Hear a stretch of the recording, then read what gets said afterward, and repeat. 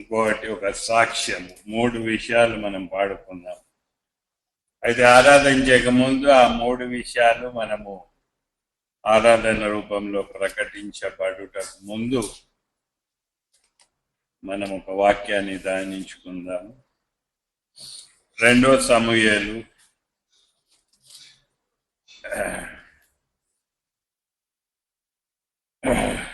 24 అధ్యాయము ఆఖరి వచనం. 2 సమూయేలు 24 ఆఖరి వచనం. అక్కడ దావీదు యెహోవా నామమున ఒక బలిపీఠము కట్టించి దహన బలులను సమాధాన బలులను అర్పించెను. యెహోవా దేశము కొరకు చేయబడిన విజ్ఞాపనలను ఆలకింపగా ఆ తెగులు ఆగి ఇశ్రాయేలీయులను విడిచిపోయెను. అర్థం చేసుకో. పరిశుద్ధుడా, పరలోకపు తండ్రి, నిత్యుడైన దేవా, నువ్వు అభిషేకం పొంది మాకు రక్షణకి ఇచ్చుటకు ఈ లోకానికి వచ్చి ఒక దహన బలిగా, ఒక సమాధాన బలిగా మా కొరకు నువ్వు చేసిన శిల్వ కార్యాన్ని బట్టి వందనాలు. ఇచ్చిన వచనాలు ఆరాధన ముందు ధ్యానించి సరి చేసుకొని నిన్ను పూర్ణ హృదయంతో పూర్ణ ఆత్మతో మేము ఆరాధించుటకు మమ్మల్ని సిద్ధపరచుము. నేను కాదు ప్రభా, నువ్వు మాట్లాడమని, నన్ను సిల్వ చాటున మరుగుపరచుమని ముందున్న మాటల్ని నీ చేతికి అప్పగిస్తూ క్రీస్తు పేరట వేడుకొంచున్నాం తండ్రి. ఇక్కడ దావీదు ఒక పని చేశాడండి. ఏం చేశాడు? బలిపీఠం కట్టాడు. ఇక్కడ 3 ఉన్నాయి: బలిపీఠము, దహన బలి, సమాధానం. కానీ ఎందుకు చేశాడు? ఎందుకు చేసిండొచ్చు? 24 మొదట్లో ఏముంది? 24 మొదటిగా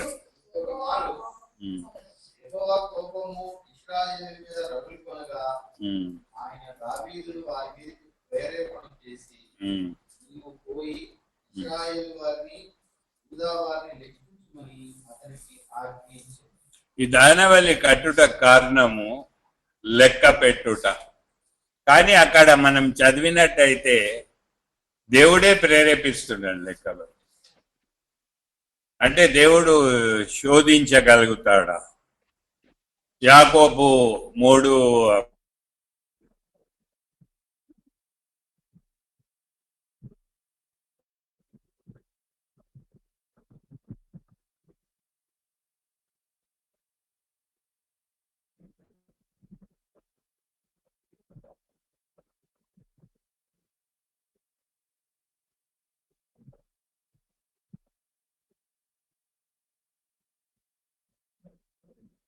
నామకార్థంగా ఏదో నేను రొట్టెలు లేకుంటే సంఘంలో ఒక పేరు ఉండాలని కాదండి.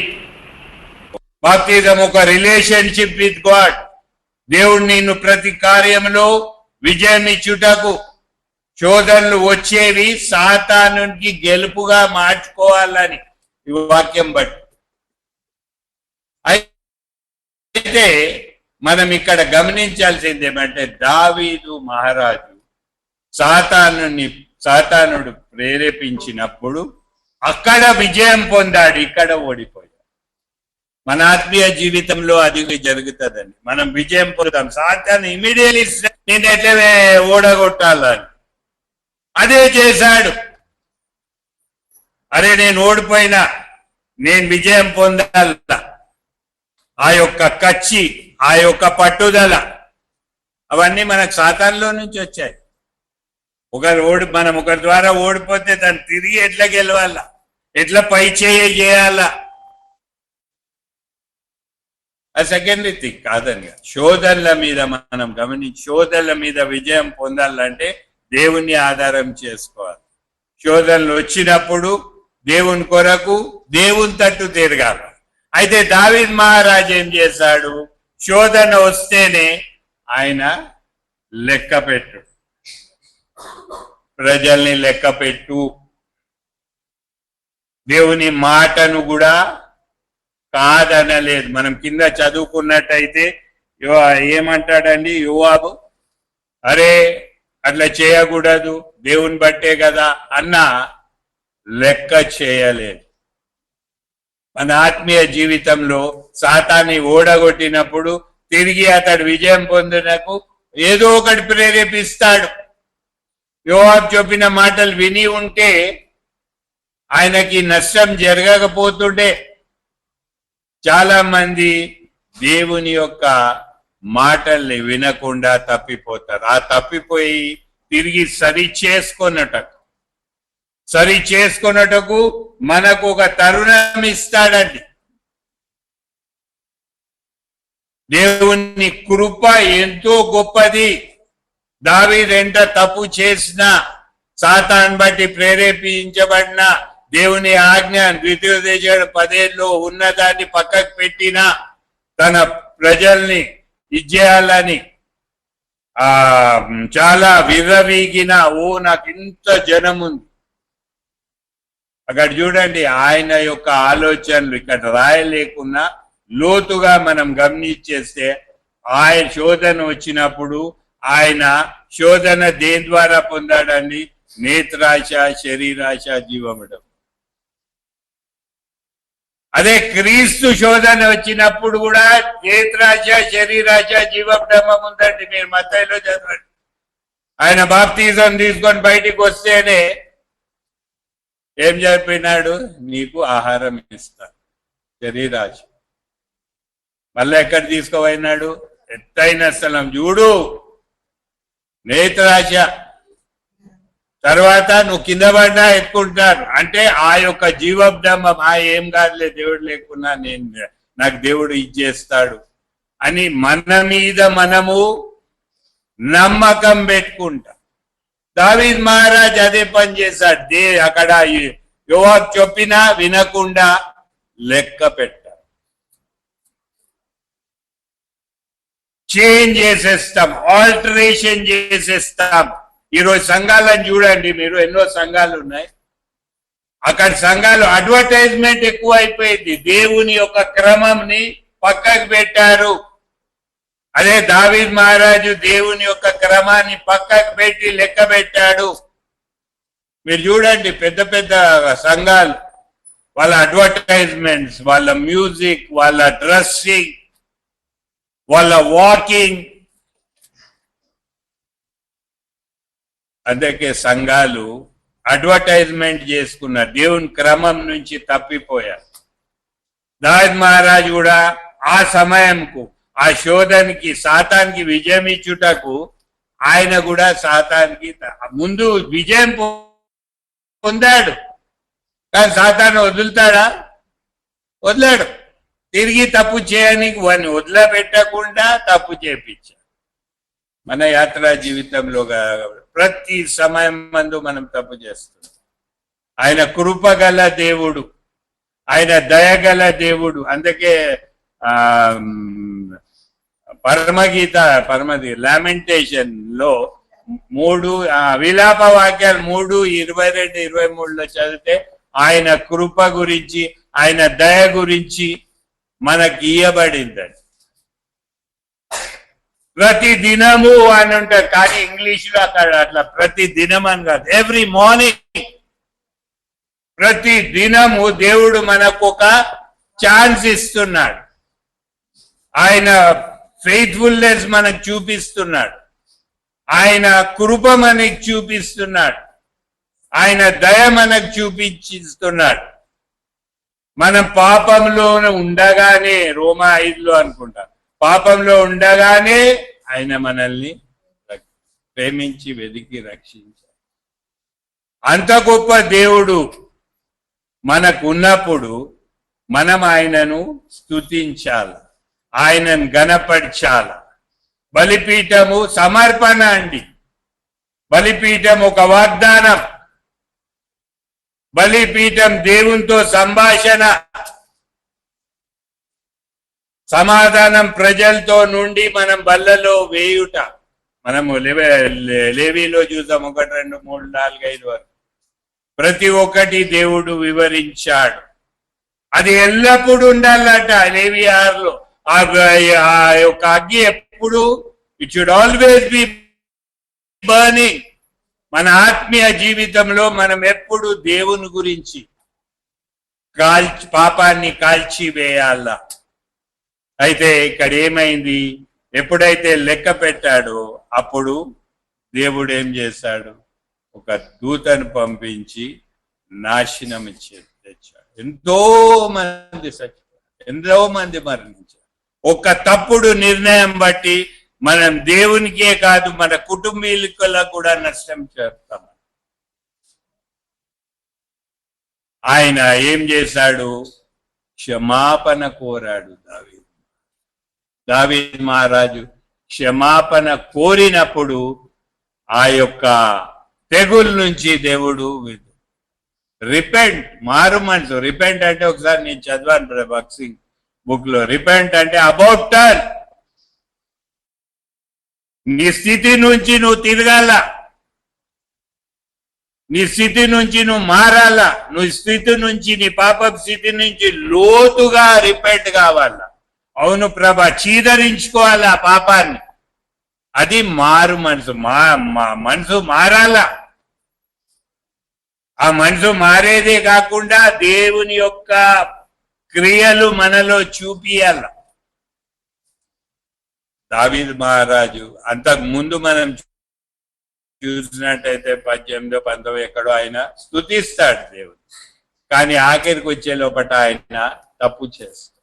తప్పు చేసిన ఆయన దేవుడు ఎప్పుడైతే రిపెంట్ అయినాడు, అది మన అందరిలో జరిగింది కాబట్టి మనము ఆయనను స్తుతించాలా, కనపరచాలి. అన్నిటికంటే ముఖ్యము ఈ వచనంలో నాకు అర్థమైంది 2 సమూయేలు 24 ఏముందమ్మా?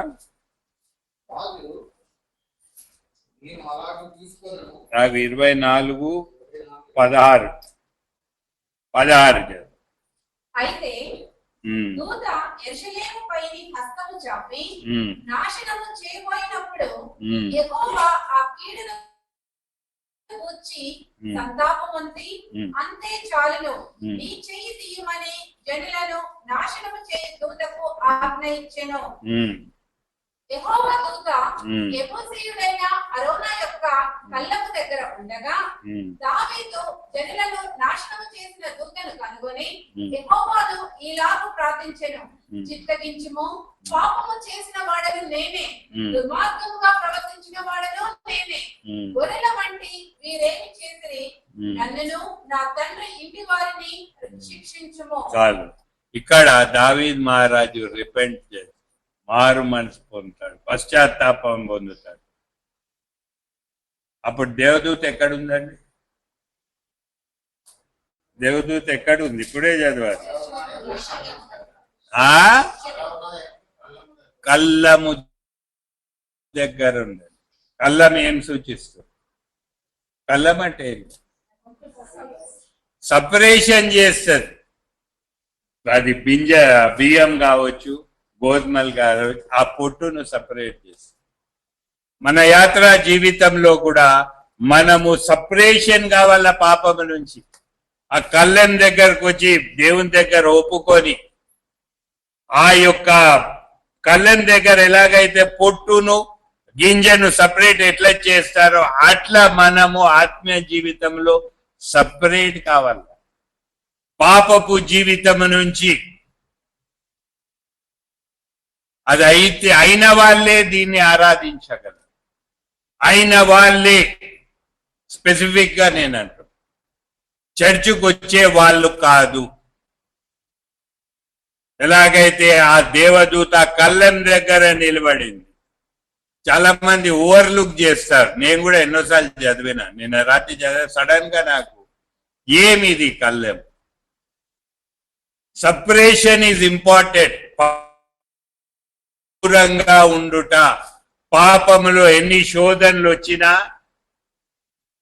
దాన్ని భరించాలి, దానిలో విజయం పొందాలి. ఒకటి మనం గమనించాలా, మనందరికి తెలుసు, దేవుని ప్రేమను చూపించేవారు, దేవుణ్ణి చూపించేవారు, యేసు ప్రభు ఆజ్ఞలను నమ్మకంగా వెంబడించే వాళ్ళు నష్టపోతారంట. నీవు దేవుణ్ణి ప్రేమిస్తే నువ్వు నష్టపోతున్నావు, కానీ ఎక్కడ లాభపడతావు? పరలోక రాజ్యంలో. అయితే నువ్వు ఈ లోక అటాచ్మెంట్స్ నుంచి దూరంగా కావాలి. ఈరోజు లెంట్ సీజన్, పోయినసారి క్రిస్మస్ గురించి మంచిగా విన్నాం కదండి బైబిల్ స్టడీలో. లెంట్ అంటారు, ప్రార్థనలు, ఏడుస్తారు. లెంట్ అంటే ఏమి? వసంతకాలం. ఆ వసంతకాలంలో ఎందుకు ఏడుస్తున్నారండి?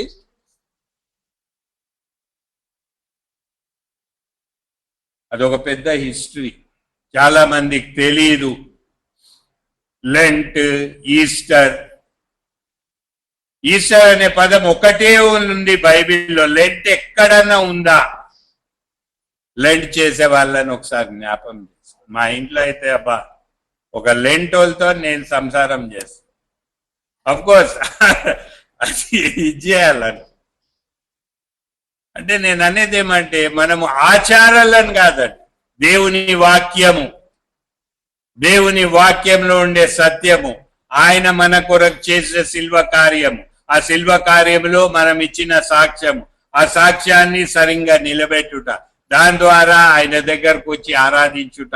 ఆరాధన ఆయన దగ్గర చేరుతుంది. ఆయన ఎంత సంతోషంగా ఉంటాడు, అరే నా కుమారుడు ఇచ్చేస్తాడు. అయితే ఈ లెంట్ అనేది, ఈస్టర్ అనేది మానవులు సృజించిందండి. దాని హిస్టరీ చాలా పెద్దగా ఉంది. చాలా మంది ఏడుస్తారు. ఎస్కేల్ 8:14 తమ్మూజు గురించి ఏడుస్తారు. ఆ తమ్మూజు ఎవరు? ఇది పెద్ద హిస్టరీ. బ్రదర్ టైం వచ్చినప్పుడు బ్రదర్ చెప్తాడు దాని గురించి. అంటే నేను ఎందుకు చెప్తానంటే, సత్యాన్ని వదిలివేసి మనము తప్పుడు విషయాలు వెళ్తున్నాం. అసలు దావీద్ మహారాజు ఎంచకుండాల్సింది, కానీ ఆయన శోధింపబడాడు. ఆ శోధనలో విజయం పొందాడు. విజయం పొంది ఆయన ఒక కళ్ళెం దగ్గరకు వచ్చి ఆ కళ్ళెం యొక్క స్థలంని 50 సిల్వర్ షెకెల్స్ కి కొన్నాడు. కానీ అసలు ఆయన ఆ స్థలమంతా కొన్నాడు 600 బంగారు షెకెల్ కొరకు. ఇదే దినవృత్తాంతాల్లో రాసి. అదే స్థలంలో సొలొమోన్ రాజు మందిరం కట్టించాడు. అదే స్థలము అంటారు, అదే స్థలము అబ్రహాము ఇస్సాకును బలిచ్చే స్థలం. దేవుడు మనకు చేసిన గొప్ప మర్మాలు, ఆయన చేసిన శిల్వ కార్యం ఎన్నో మార్లు, ప్రతి దినము ఆయన మనకు ఒక ఛాన్స్ ఇస్తూనే ఉన్నాడు. ఆయన నీతి, ఆయన న్యాయం మన పట్ల నెరవేరుతాడు. టెన్షన్లు, ప్రాబ్లమ్స్ లో ఉన్నప్పుడు ఎన్నో దీనిలో మనం మనుషులను ఆధారం చేసుకుంటాం. అప్పుడు దేవుణ్ణి ఆధారం చేసుకున్నాడు. దేవుడు రెడీగా ఉంటాడు మనల్ని విడిపించుట. నో మ్యాటర్, దావీదు తప్పు చేశాడు. దావీదు ఎలాగైతే తన పాపాన్ని ఒప్పుకొని తన ప్రజల కొరకు కూడా ఆయన అంత బాధపడి, దాని తర్వాత ఆ కళ్ళాన్ని కొంటాను అన్నప్పుడు ఆ అమ్మే ఆయన నేను ఇస్తాను అంటే అవసరం లేదు అన్నారు. ఎందుకంటే ఆయన ద్వారా వచ్చింది. నా గురించి సిస్టర్ శ్రీకుమారి ఆరాధన చేయదండి, నీ గురించి నువ్వు ఆరాధన చేయాల. ఆయన సాక్రిఫైస్ చేశాడు దావీదు ద్వారా. లేదు, నీది అవసరం లేదు, నేను కొంటాను. క్రయం చెల్లించాలా. బ్రదర్ శేఖర్ అంటూ టైంకి రండి, దేవుని కొరకు క్రయం చెల్లించాలి ప్రతి విషయంలో. ఎందుకంటే మనము బలలో పాల్గొంటుంటే మనం వీఆర్ రెప్లికా ఆఫ్ క్రైస్ట్.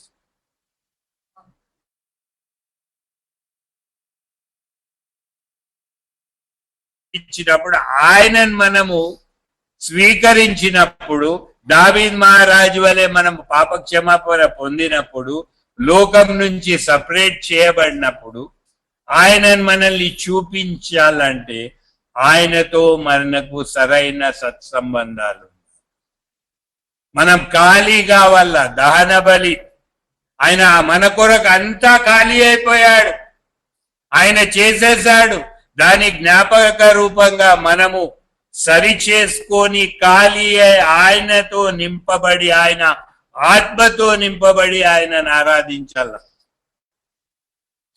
అది దావీదు మహారాజు తెలుసుకొని, తన తప్పు తెలుసుకొని, తన ఎంత నష్టం జరిగినా ఆ క్రయం చెల్లించి అక్కడ ఒక దహన బలి, ఒక సమాధాన బలి ఇచ్చాడు. మన యాత్రా జీవితంలో మనం ఎంతవరకు దేవునికి ప్రతిరోజు, సండే ఒక్కరోజు కాదండి. ఇక్కడ ఉన్న భక్తులు చాలా మంది పొద్దున్నే ఏం చేస్తాడు, పొద్దున్నే నేను దేవుణ్ణి ఆరాధిస్తాను, నాకు ఇచ్చిన రక్షణ నిరీక్షణ. మనం ఇప్పటి వరకు అవే పాటలు రండి ఉత్సాహించి పాడు. రెండోదిగా ఒక కాన్ఫిడెన్స్ మనం పాడాం. నరులెల్లరూ నన్ను ఈడ్చిన శరీరం కుల్లి కృషించి ఒక సాక్ష్యం ఇచ్చాం. అవి పాట రూపంలో ఇచ్చాము. ఇప్పుడు మనము ఖాళీ అయి ఆయనను మనం పట్ల ఆయనను స్తుతించాలి. ఆయనకు ఎందుకంటే ప్రతి నిమిషము మనం ఇక్కడ ఉన్నామంటే it's only by his grace, love, mercy and truth. మనం బల్లలో పాల్గొనే ముందు మనకు దేవుడు సమయం ఇచ్చారు. సమయం ఇచ్చినప్పుడు మనం ఎక్కడో దావీదు మహారాజు వాళ్ళే తప్పిపోయాడు. నేత్రాచ, శరీరాచ, జీవడంబం ద్వారా ఎక్కడో తప్పు చేసింటారు. ఒకవేళ ప్రాతకాలం చేసుకోకున్నా ఎప్పుడు ఆయన దగ్గరకు వస్తావా అని చేతులెత్తి చూస్తారు. ఎందుకంటే సామెతల్లో అనబడి మంచి వాక్యాలు జీవంకు వెళ్ళే వాళ్ళు వింటారంట, నిత్యనాశనానికి వెళ్ళే వాళ్ళు దాన్ని విడిచేస్తారు. మనకు దేవుడు ఇంకొక తరుణం ఇచ్చాడు. ఆఖరి దినములో మనం ఎక్కడైనా ప్రతిరోజు మనం తప్పిపోతుంటామండి. Nobody is perfect except God. అయితే మనకిచ్చిన సమయాన్ని ఒకవేళ ఎక్కడైనా దావీదు మహారాజు వాళ్ళు లేకుంటే మనకిచ్చిన ఆజ్ఞలు మితిమీరామా, మనం దేవుని ఎదిరించామా, మనల్ని బట్టి, మన పాపం బట్టి మన వాళ్ళు కూడా నష్టపోయారు.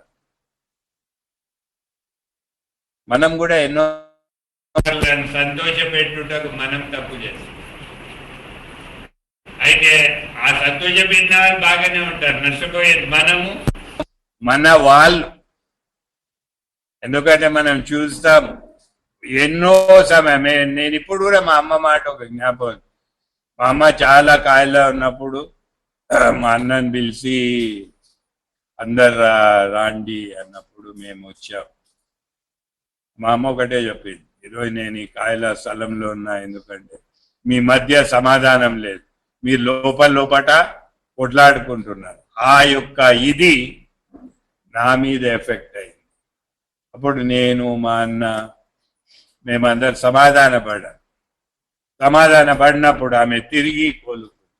అంటే నేను అనేది మన తప్పిదం బట్టి, ఒక తప్పిదం బట్టి ఇతరులు నష్టపోతారు. ముఖ్యంగా మన ఇంటి వాళ్ళు నష్టపోతారు.